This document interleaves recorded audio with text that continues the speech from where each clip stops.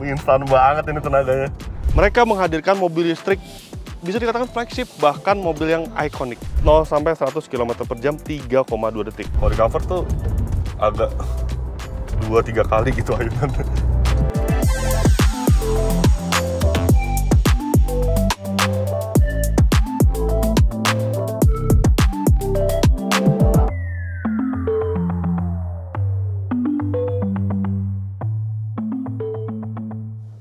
Nah, kalau brand China yang Anda tahu itu suka banget perang harga, main-main di mobil murah, di segmen di bawah 700 juta, kemudian perang harga dengan sama brand lain, beda dengan MG. Mereka menghadirkan mobil listrik, bisa dikatakan flagship, bahkan mobil yang ikonik. Ini dia mobilnya, MG Cyberster, sebuah roadster bermesin listrik dan bertenaga buas, harganya hampir 2 miliar. Lantas seperti apa mobilnya? Ya, mobil ini memiliki harga 1.704 juta rupiah dan hanya hadir dalam satu varian saja, performance.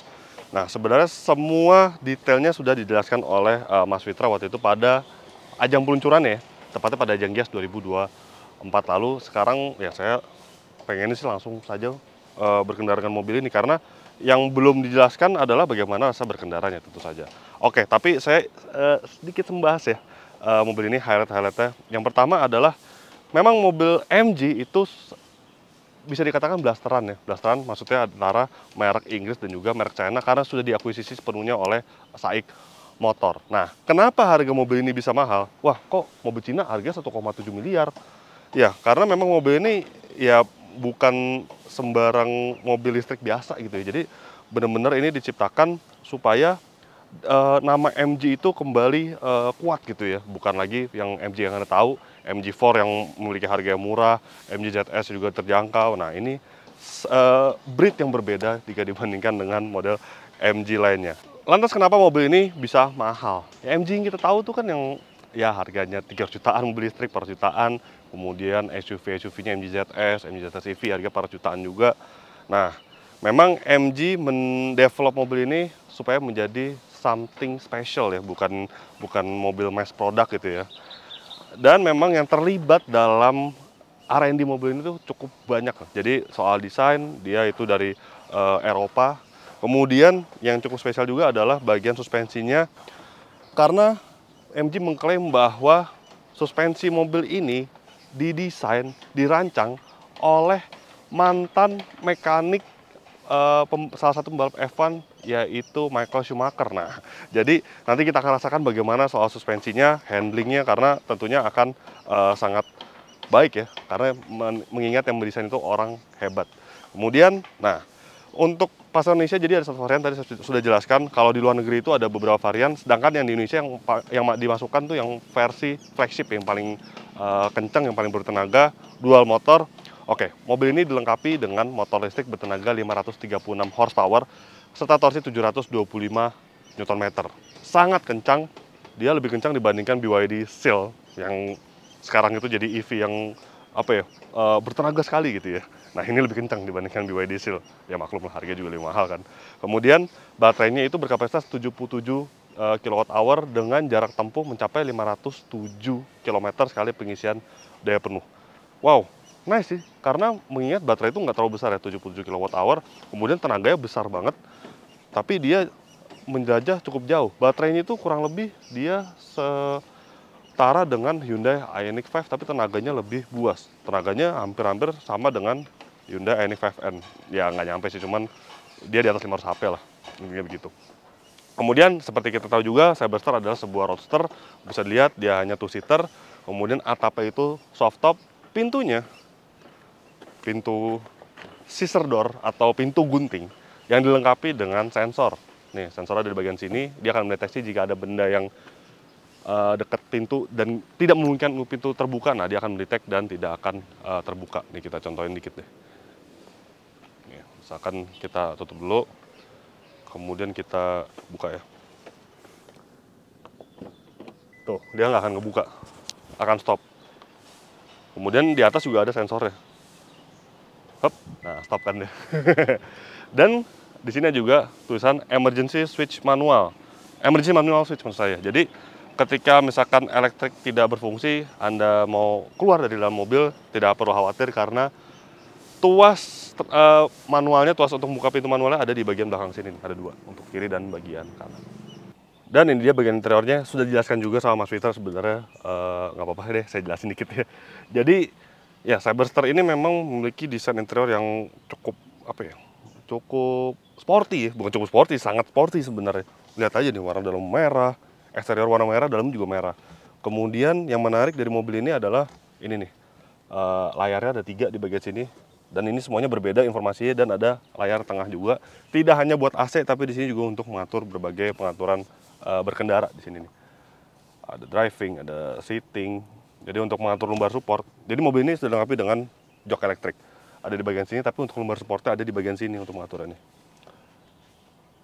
Nah, kemudian lighting, ambient light, semua diatur di bagian sini. Cluster ini ada 2 pilihan displaynya, mau yang dial atau yang seperti ini. Klasik dan sport ya namanya di sini. Kemudian MG Pilot atau ADAS juga bisa diatur di sini. ADAS juga sangat lengkap tentunya. Door and lock, status, dan lain-lain. Nah, di bagian si kiri ini adalah layar untuk mengatur sistem entertainment. Jadi benar-benar untuk entertainment saja di bagian sini nih. Android Auto, Apple CarPlay di bagian sini. Ini instrumen kasar seperti biasa. Berbagai informasi juga ada di bagian sini, tenaga segala macam. Dan di layar kanan ini dia tuh ada informasi dari energi, tapi kebanyakan di sini adalah informasi online. Online dalam artian ini nih, MG Service, MG Dealer, tuh. Kemudian account. Jadi mobil ini sebenarnya bisa terhubung online, tapi saat ini tidak bisa diaktifkan karena karena ini mobil tes ya. Kalau misalnya Anda membeli mobil ini, ya Anda bisa online dengan mobil ini. Berbagai informasi nanti akan ditampilkan di sini. Dan juga menarik ya, mobil ini dilengkapi dengan kamera 360. Nah, biasanya kalau kamera 360 atau kamera mundur itu tampilkan di layar head unit atau sistem entertainment. Nah, ini ada di bagian kanan nih. Jadi kalau misalkan mundur, nah muncul di bagian kanan di sini nih. Tuh. 2D, 3D.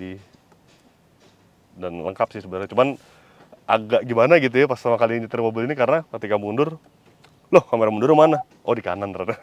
Jadi lihatnya ke kanan bukan di kiri. Nah, kemudian di setirnya juga ini keren, flat bottom, bener-bener flat deh. Bagian bawahnya dilengkapi dengan kulit berwarna merah seperti ini. Tombolnya banyak banget, ada pedal shift kiri untuk regenerative braking, kemudian bagian kanan untuk mode berkendara. Mode berkendara mobil ini juga ada 4 total ya, comfort, sport, custom, dan yang paling buas adalah super sport. Nah, nanti kita akan tes seberapa buas mode super sport ini dibandingkan mode sport. Karena mengingat mobil ini memiliki akselerasi yang sangat buas, 0 sampai 100 km per jam 3,2 detik. Artinya lebih buas dibandingkan BYD Steel Performance. Tapi top speednya hanya 200 km per jam. Ya udah nggak apa-apa lah. Di Indonesia mau kemana juga, jalan tolnya kan maksimal kalau dalam kota 80 km per jam, kalau luar kota 100 km per jam. Jadi ya nggak mungkin sampai 200 km per jam. Dan oh ya, saya sudah berkendara dengan mobil ini memang sebelumnya. Jadi ketika mobil ini menggunakan mode comfort, itu hanya motor listrik belakang saja yang aktif. Jadi itu tentu gunanya untuk menghemat energi ya. Sedangkan ketika Anda masuk ke mode sport atau super sport sekalipun, nah dia langsung motor listrik depan dan belakang yang bekerja. Kemudian posisi duduk ya memang roadster sih. Roadster tuh kadang kalau untuk tubuh orang yang tinggi gitu ya, memang kadang-kadang jadi agak terbatas. Ergonomis sih ergonomis, cuman ya bisa dilihat nih, kaki saya agak nekuk. Kalau kelamaan bawa mobil ini rasanya akan pegel mungkin ya, tapi tetap sih ini ergonomis, tetap ya rasanya sporty. Kemudian joknya memang terasa kurang lebar gitu. Mestinya mungkin postur tubuh di bawah 175 cm dengan berat badan ya 60 kg mungkin ya, akan pas membawa mobil ini. Kalau saya mungkin kegedean. Tapi nggak apa-apa sih, masih rasanya sporty. Kemudian posisi berkendara memang ini cukup menarik karena dia tuh agak tinggi gitu posisi duduknya. Tidak seperti roadster-roadster kebanyakan ya, misalkan BMW Z4, kemudian Mercedes-Benz SLC. Nah itu dia tuh biasanya tenggelam. Kalau ini di mobil ini agak tinggi gitu, dengan dashboard rendah. Ya nggak apa-apa sih, visibilitas jadi rasanya baik gitu ya. Kemudian ya udah, speaker Bose aftermarket, suaranya juga cukup baik. Nah, saatnya kita jalankan mobil ini karena Mas Vitar sudah menjelaskan banyak sekali tentang mobil ini pada saat ajang Gias waktu itu. Yang belum menjelaskan benar-benar rasa berkendara saja. Sebelumnya kita tutup dulu atapnya. karena ini siang hari panas banget. Tutup atapnya cepet deh, dia hanya 12 detik, sudah diukur oleh Mas Fitra. Tuh, itu cuma 12 detik. Udah. Langsung saja tutup kaca. Let's go! Begitu berjalan dengan mobil ini, saya ingin sampaikan bagaimana posisi berkendaranya yang cukup unik. Ya memang posisi berkendaranya tuh cukup menarik mobil ini. Jadi dia agak tinggi gitu. Nggak umum di roadster tuh punya posisi berkendara yang tinggi seperti ini. Tapi ya wajar ya, mungkin ini rasanya roadster salah satu roadster pertama kali ya yang menggunakan motor listrik. Nah jadi memang baterai itu kan letakkan di bagian bawah ya. Jadi mau nggak mau ya posisinya akan seperti ini. Ini bisa dilihat memang lantai itu dia agak naik. Nah mau nggak mau jadinya juga posisi berkendara juga ikut naik gitu ya.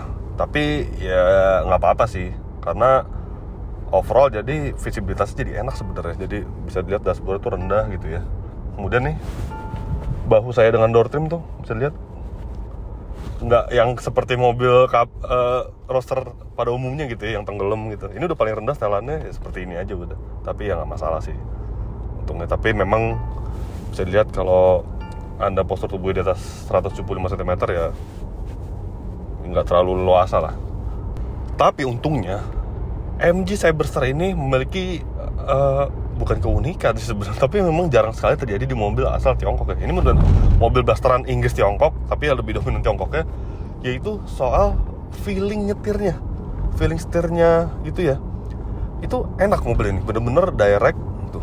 Dan ada feel-nya berasa gitu, nggak yang enteng doang. Kemudian ada beberapa mode berkendara, ketika Anda menggunakan mode berkendara lain tuh berat setirnya bisa diatur. Tapi ini ya enak, feeling nyetir itu direct.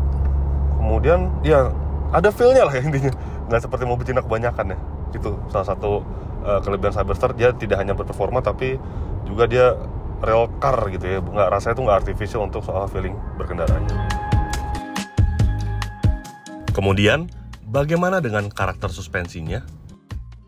Kemudian untuk bandingkan suspensi memang ya dia bukan yang karakter supercar gitu ya. Jadi kalau di mode comfort seperti ini empuk. Nah ini juga menarik karena MG tidak menyebutkan bahwa mobil ini adaptive suspension atau apalah ya. Tapi ternyata dia adaptive suspension. Tapi adaptive suspension juga menarik karena ketika di mode comfort seperti ini, kadang kalau melewati jalan bergelombang gitu, itu terlalu empuk. Tapi ketika masuk ke mode sport, dia nggak berubah jadi yang stiff gitu ya, seperti misalkan di BMW gitu, BMW M2, dia justru malah terasa lebih firm dan nyaman di mode sport. Kalau di comfort ini agak keempukan karena memang mungkin beban baterai yang berat ya. Jadi karakter mobil listrik saya lagi suka kayak gitu tuh, kadang mengayunnya tuh berlebihan gitu ya.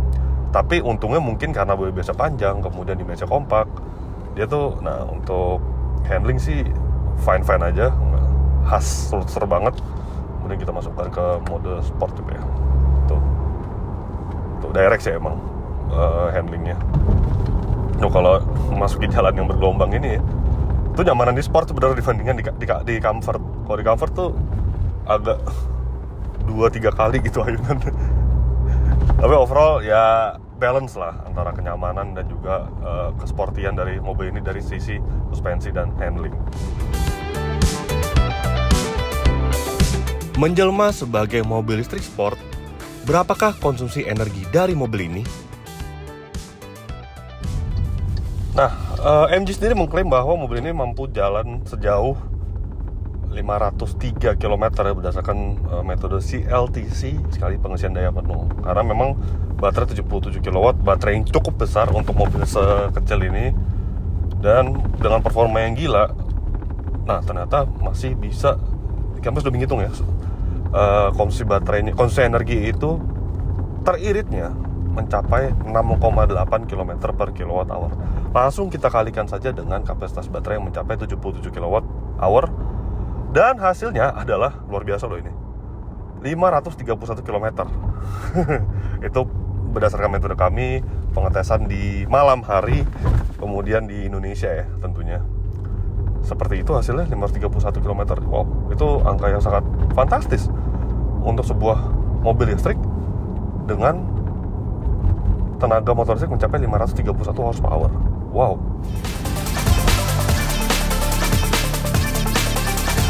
Selanjutnya, kami pun penasaran seberapa cepat mobil ini dalam berakselerasi. Nah, untuk akselerasinya langsung saja kita tes ya. Dia ada launch controlnya, menarik ini. Jadi di sini ada tulisannya nih, launch mode. Tapi launch mode ini sebenarnya hanya untuk instruksi saja. Jadi Anda harus ini nih, masuk ke sport atau ke super sport aja langsung. Kemudian nonaktifkan traction control sudah, kemudian langsung aja deh tekan pedal rem dan gas bersamaan. Nah, tuh muncul gambar roket di situ ya. Go. Udah 100 ini. 201 meter. Wow, udah rem. Karena memang nggak terlalu panjang treknya ya, jadi nggak bisa mencapai paras 2 meter. Nah, oke. Jadi, klaim MG itu menyebutkan bahwa mobil ini 0-100 km per jamnya tuntas dalam waktu 3,2 detik ya. Kenyataannya, mobil ini sanggup meraih angka 0-100 km per jamnya di 3,3 detik. Ya, beda 0,1 sih, tapi ya udahlah ya. Memang tidak sesuai klaim, tapi ya udahlah, nggak apa-apa lah, itu bisa ditolerir ya. Tapi memang dia untuk top speednya hanya memang mencapai 200 km per jam ya. Jadi ya tepat untuk nyampe 200 km per jam, tapi ya udah gitu aja. Tapi ya mau kemana sih? Emang 200 km per jam tampaknya cukup. Kemudian untuk mode berkendara itu total ada 4 ya. Jadi ada comfort, ada sport, ada custom, dan super sport. Nah, super sport ini gunanya adalah ketika misalkan Anda ditantang gitu ya oleh lawan sebelah gitu ya. Jadi nggak perlu lagi ribet masukin ke mode sport apa, tinggal pencet ini aja, langsung deh bisa langsung. Wow. Kemudian juga kalau di gaspol gitu ya, di mode comfort beda sama dengan super sport, lebih kuat itu suaranya. Tapi ini benar-benar saya nggak yang di belakang-belakangin itu ya. Ini benar-benar dijambak jin rasanya. Wah, ada mobil ini.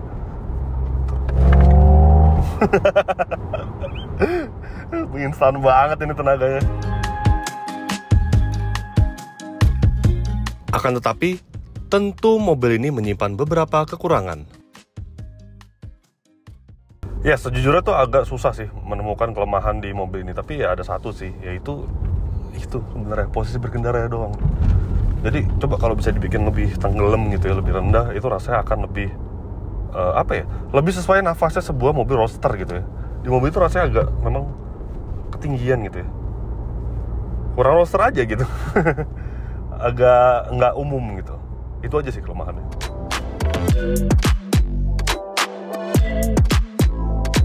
Dan ada juga hal-hal menarik di mobil ini. Nah, untuk detail menarik ya, cukup banyak. Yang pertama adalah, nah kalau Anda bertanya berapa sih maksimal bukaan atapnya, maksimal kecepatannya gitu ya, bisa di berapa? Nah, keren nih mobil. Karena dia bisa sampai 50 km per jam. Nih, sekarang saya di 30 km per jam, 40 deh, 45 gitu ya. Nih, 46, 47.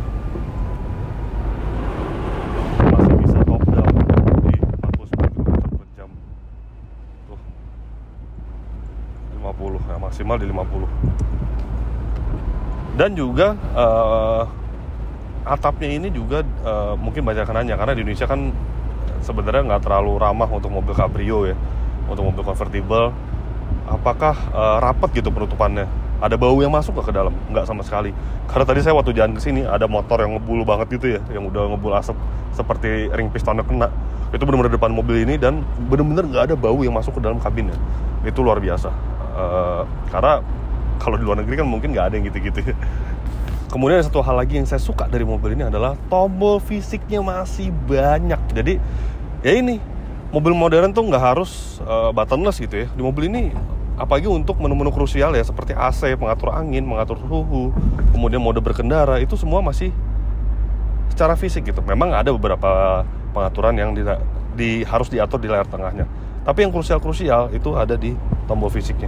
Wow, itu Saya sih jujur lebih suka kayak gitu ya. Mungkin banyak dari Anda juga yang sukanya yang buttonless lah, lebih modern. Oke, nggak masalah. Tapi menurut kami dengan adanya button-button seperti ini, tombol-tombol seperti ini, itu akan mereduksi kemungkinan kecelakaan. Jadi karena ke distract gitu ya, harus mengatur-ngaturnya melalui layar semuanya. Nah, mobil ini meminimalisir menurut kami. Well, sebagai kesimpulan, ya memang mobil ini berat ya. Ketika Anda punya uang 1,7 miliar rupiah, Anda menginginkan sebuah roadster, mungkin agak jarang Anda berpikir untuk membeli MG Cyberster ini. Karena ada BMW Z4. Kemudian kalau Anda memiliki budget segituan, terus pengen punya EV yang buas, EV tenaga yang gede, itu ada Ioniq 5N yang harganya murah, kemudian ada juga EV6 GT ya. Jadi ini benar-benar untuk Anda yang menginginkan sebuah mobil roadster, performanya gila, dan tampil bukan cukup sih, sangat attention seeker gitu. Karena mobil ini benar-benar kalau Anda parkir, kalau Anda menggunakan mobil ini di mana gitu ya, misalkan di hotel atau Anda ke restoran yang fancy gitu ya, itu benar-benar menarik perhatian banget. Karena selain dia cabriolet, kemudian pintunya dibuka secara scissor gitu, secara gunting ya. Jadi benar-benar orang tuh semua noleh ke mobil itu. Desainnya juga sangat atraktif ya. Tapi sekali lagi, mungkin bagi Anda yang punya budget segitu 1,7 miliaran, ya kalau Anda pengen banget punya roadster EV ya pilih mobil ini. Kalau Anda pengen punya roadster aja bisa BMW Z4. Kalau Anda pengen punya yang high performance ya masih banyak pilihan juga. Ya, semua tergantung Anda.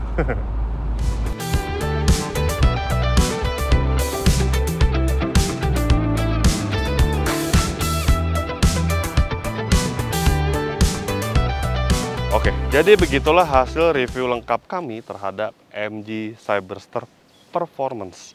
Klik like jika Anda menyukai video ini, subscribe bila Anda belum, dan jangan lupa juga untuk isi kolom komentar di bawah.